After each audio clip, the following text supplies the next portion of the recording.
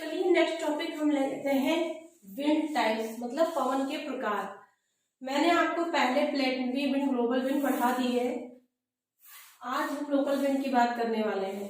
वैसे देख लेते हैं विंड कितने प्रकार के होते हैं। देखिए सबसे पहले तो वैश्विक ग्लोबल, जिसे मैंने आपको पढ़ा दिया है, फिर भी आप थोड़ा सा कोई रिवीजन कर लीजिए। 3 प्रकार की होती है। सबसे पहली जो ईस्ट से चलती है, मतलब सबसे नॉर्थ पोल से, वो कौन सी होती है? पूर्वी ठंडी ध्रुवीय पवनें। ठीक है, एक हो गई। दूसरी उसको क्या कहते हैं? पोलर सेल भी कहते हैं, पूर्वी पोलर सेल। ठीक है। दूसरी कौन सी होती है? जो पश्चिम से चलती है, जिसको हम वेस्टर्ली कहते हैं। ठीक है, 45 तक चली जाती है, नॉर्मली वो 35 से चलती है। शिफ्टिंग ऑफ प्रेशर बेल्ट के जरिए वो 45 तक चली जाती है। और इन्हीं दोनों के मिलने की वजह से हमारे यहाँ वायु राशि के वाताग्र, जो वाताग्र निर्माण होता है, वो बनते हैं। चक्रवात, वो सब उन्हीं दोनों के संगम की वजह से बनते हैं। ये तो बात हो गई दोनों की। तीसरी कौन सी बची? हाँ, वेस्टर्ली को कौन से? फेरल सेल से भी जानते हैं, क्योंकि फेरल महोदय ने इसके बारे में पता लगाया था। ये हमने त्रिकोशीय वायु परिसंचरण में भी बताया है, आप देख लीजिएगा। तीसरी हो गई हैडली सेल की, जिसको व्यापारिक पवन भी कहते हैं। ये तीनों इसलिए ग्लोबल विंड कही जाती है क्योंकि ये लगातार चलती रहती है और जो फेरल का लॉ है उसको फॉलो करती है। वो क्या है कि जो पवनें होती हैं राइट मुड़ जाती हैं राइट हेमिस्फीयर में, मतलब नॉर्थ हेमिस्फीयर हम लोग राइट है, तो राइट हेमिस्फीयर में राइट मुड़ जाती हैं और साउथ हेमिस्फीयर में अपने लेफ्ट मुड़ जाती है। ये फेरल के लॉ को फॉलो करती हैं, इसीलिए इनको वैश्विक पवनें कहा जाता है, जो हमेशा चलती है, हर जगह चलती है। अब हम बात करते हैं दूसरी की। वो क्या है? Seasonal winds. सीजनल विंड मौसमी पवनें, जो मौसम के अकॉर्डिंग बनती हैं। जैसे कि देखिए मानसूनी, ये हमारी just because of ITCZ pressure, shifting of pressure belt की वजह से बनता है। और देखिए स्थल समीर, जल समीर, घाटी और पर्वत समीर क्या है? Land breeze, water breeze, valley breeze and mountain breeze. क्या है ये सब? चलिए एक एक करके देख लेते हैं। पहले मौसमी पवनों की बात करते हैं। मौसमी पवनें समय के अनुसार चलती है। स्थल समीर, जल समीर, ये तो हमेशा चलती रहती है जहां पे कोस्ट है, जो तटवर्तीय क्षेत्र है, और ये लगातार वहां चलती रहती है जहां पे पर्वत है, हिल एरियाज है। तो डिपेंड करता है कि ये चीज कहाँ पे है। मानसूनी पवनें आप पहले पढ़ चुके हैं। थल समीर और जल समीर देख लीजिए किसे कहते हैं? Land breeze and water breeze. हम दिन की बात करते हैं तो दिन में मैंने पहले भी बताया है कि लैंड, हमारी जमीन जो होती है, बहुत जल्दी गर्म हो जाती है इन कंपैरिजन ऑफ वाटर। ठीक है, वाटर मत जल्दी क्या होता है? ना गर्म होता है और ना ही जल्दी ठंडा होता है। ठीक है, तो गर्मियों में क्या, दिन में क्या होता है कि यहाँ पे देखिए, यहाँ पे सतह जल्दी गर्म होते हैं। जल्दी गर्म होते हैं तो जो चीज गर्म होती है वो क्या होती है? लो प्रेशर में होती है। और इसके कंपैरिजन में इसका टेम्परेचर कम है, भले गर्म है लेकिन ये ज्यादा गर्म है, तो कंपैरिजन में बात होती है। अगर ये ज्यादा गर्म है तो ये लो प्रेशर, और ये इससे कम गर्म है तो ये हाई प्रेशर। तो हवा कैसे चलती है? देखिए आप चलाना खुद सीख लीजिए, याद करने की कोई बात नहीं है, दिमाग कॉन्सेप्ट रखिए, समझ में आ जाएगा। हाई प्रेशर से लो प्रेशर की वाटर मतलब चल दी ना। देखिए तो क्या होगी, जो जिसकी तरफ चलेगी, जहां से बनेगी, उसी का नाम हो जाएगा। ये हो गया वाटर ब्रिज, मतलब जल समीर। अब रात में हम क्या करेंगे? देखिए जमीन, चूंकि आपको पता है कि जमीन पे क्या है, जमीन बहुत ज्यादा ठंडी हो गई है। ठीक है, क्यों? क्योंकि टेम्परेचर गिर गए हैं। टेम्परेचर गिरने की वजह से रात में लैंड जो है, जमीन हाई प्रेशर में आ गई है, लेकिन तब तक ये गर्म हो चुका है ना, क्योंकि ये तो जल्दी ठंडा भी नहीं होगा, तो अब ये गर्म हो चुका है। इसके कंपैरिजन में इसका टेम्परेचर ज्यादा है तो ये लो प्रेशर में। तो हवा, विंड हाई प्रेशर से लो प्रेशर की ओर। ये हो गया देखिए दोनों, स्थल समीर, जल समीर, मतलब वाटर ब्रीज और लैंड ब्रीज, दोनों हो गया। देखिए हवा इसी कुछ कहते हैं चलना, जो हॉरिजेंटल होता है, वर्टिकल होती वो हवा नहीं होती, वो हवा का बदला रूप होता है। ठीक है, ये चीज समझ गए। अब ऐसे ही क्या है, वैली ब्रिज है और माउंटेन ब्रिज है।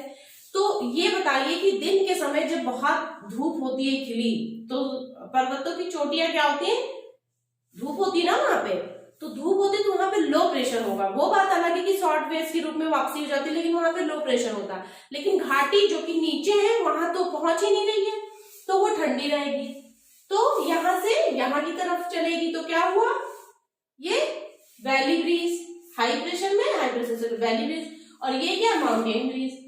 रात में जो ये घाटियां हैं, ये इनकी इंसुलेशन की वजह से ये तो शॉर्ट वेव में वापस हो गई दिन में, तो ये क्या होंगी, रात तक आते आते और ठंडी हो जाएंगी पीक्स। लेकिन जो इंसुलेशन इस कटोरे में रह गया है, देखिए कटोरा नुमा संरचना है ना, ये जल्दी वापस नहीं होता। दिन के समय इसने प्राप्त कर लिया और इसको ट्रैप कर लिया है, रात में ट्रैप कर लिया है लॉन्ग वेव्स के रूप में। भाई आप धूप नहीं दे सकते तो कटोरे को रखिए, एक कटोरा रखिए, एक सिंपल रखिए।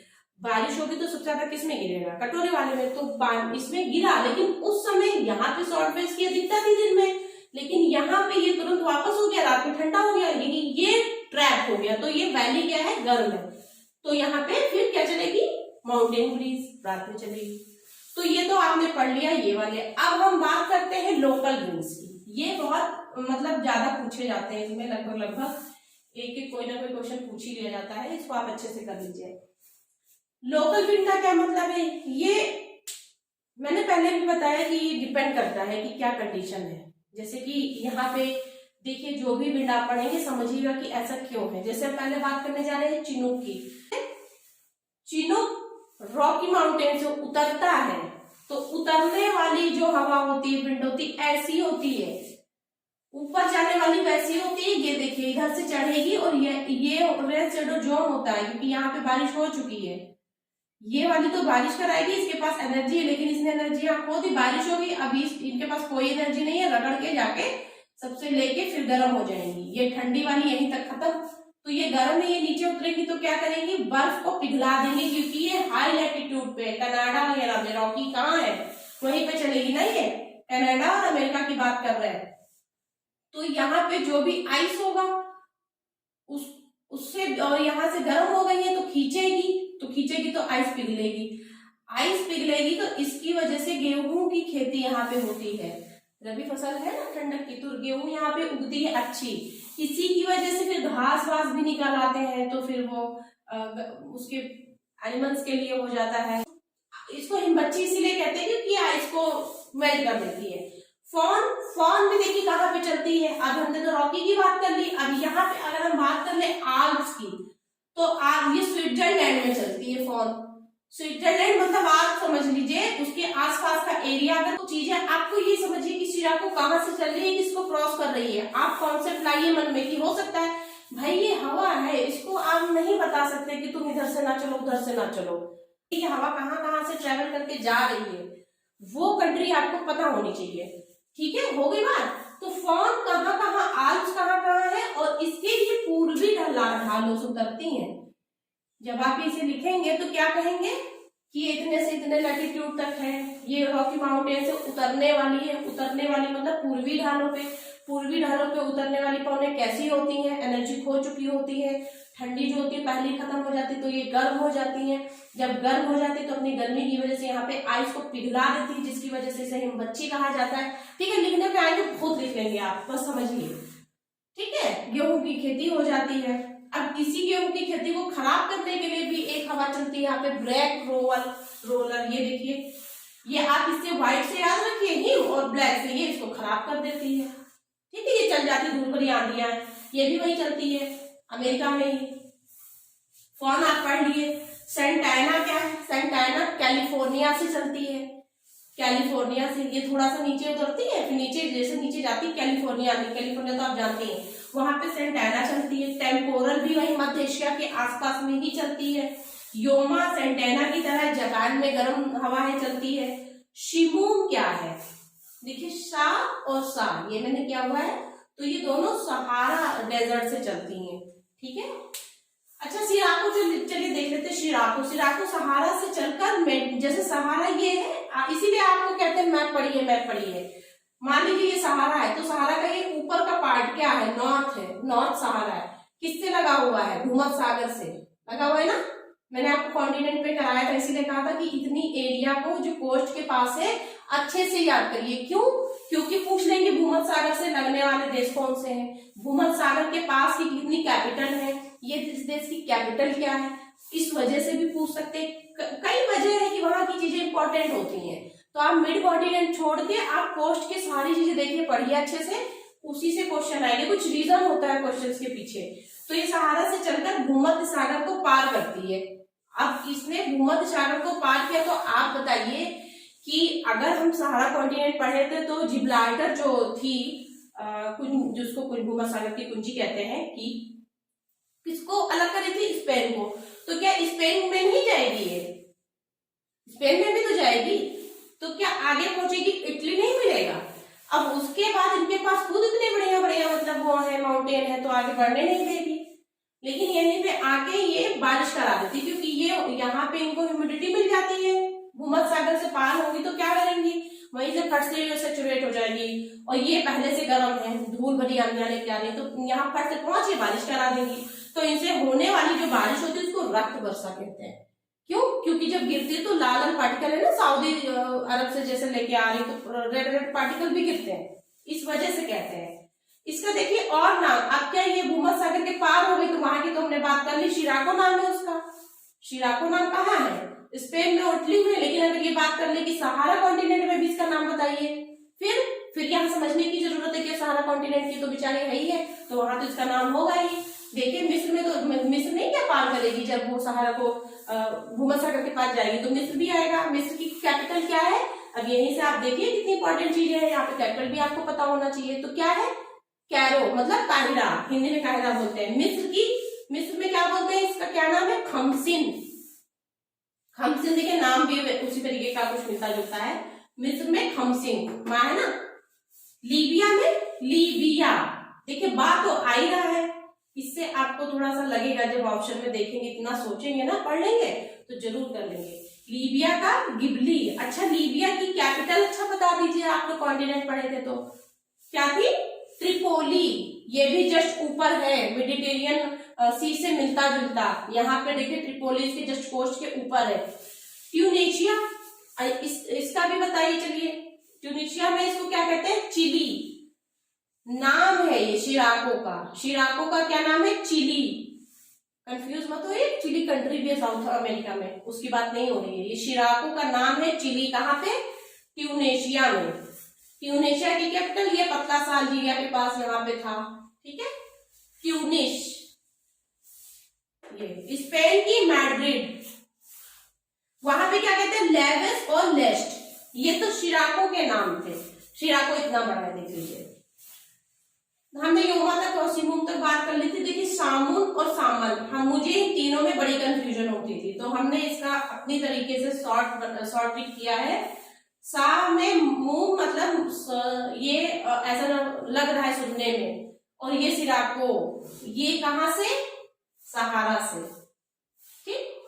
सामुन के पीछे ना है, सामुन के पीछे ना, इसी के साथ मैंने सामल जोड़ दिया था। तो ईरान, इराक, कुर्दिस्तान में बहने वाली ये हवा है।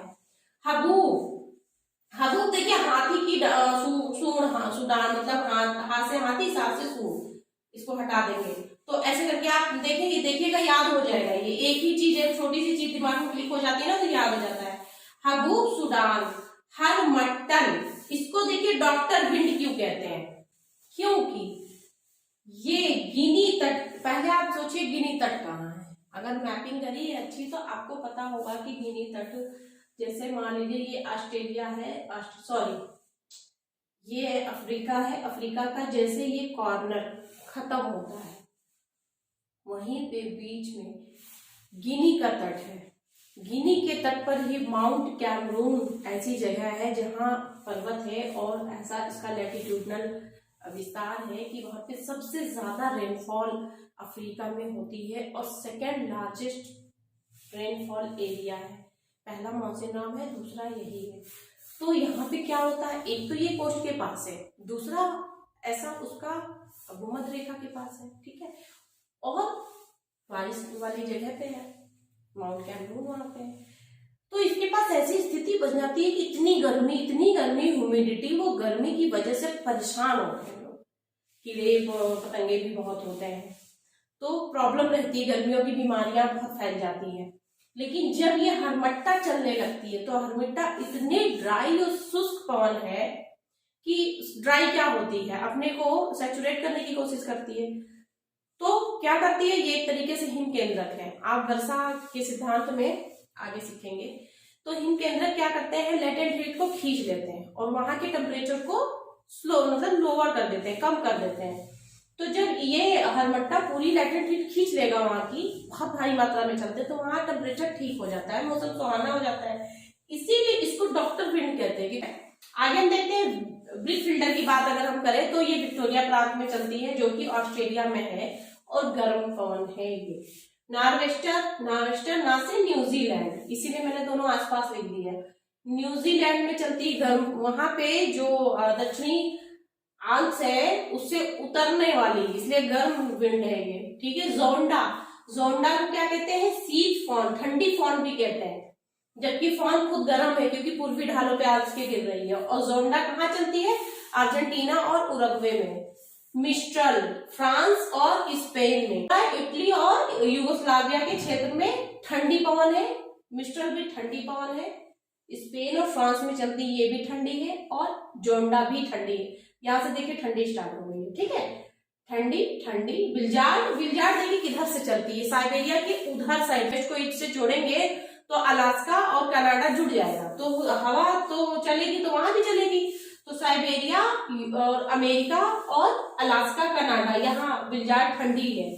पेम्पेरो जैसे पंपास ऐसे सुनने में आ रहा है, तो आप अर्जेंटीना याद रखिए, लेकिन इसी के आसपास के और दो कंट्री है, चिली और उरुग्वे, वहां पे भी चलती है। जूरा नहीं तो जूरा माउंटेन कहाँ है, स्विट्जरलैंड में, तो जिनेवा झील से ये देखिए रात्रि में चलती है ये, ठीक है, ठंडी है।